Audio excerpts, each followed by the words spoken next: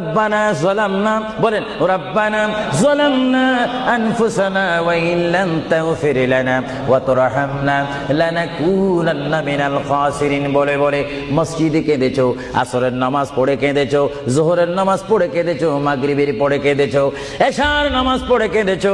এ বান্দা, নামাজের মুসল্লা যখন বসে যাও, আমি আল্লাহকে তোমরা বারবার বল, আল্লাহ গো আমার গুনাহ মাফ করে দাও। তারপরও আমি তোমাদের গুনাহ মাফ করে নেই।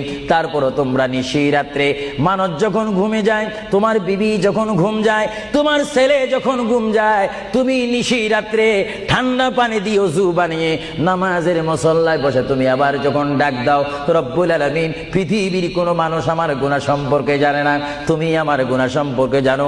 আমি এমন গুনাহ করেছি আমার বিবি জানে না, বিবি গুনাহ করেছে আমি জানি না। আল্লাহ তুমি সব কিচ্ছু জানো। হে আমার প্রভু, তুমি আমাকে মাফ করে দাও। আমার আল্লাহ বলে, তারপরও যদি তোমাদেরকে আমি মাফ না করি, তারপরও বান্দা তোমরা আমার রহমতের দরজা থেকে ফিরে যাইও না।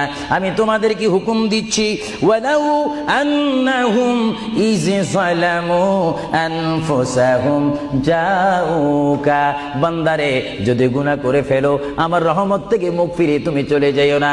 এ বান্দা, আকাশ পরিমাণ যদি গুনাহ করো, পাতাল পরিমাণ যদি গুনাহ করো, সাগরের পানি পরিমাণ যদি গুনাহ করো, পাহাড় তুলনায় যদি তুমি গুনাহ করো, আমার দরবার থেকে তুমি নিরাশ হইও না।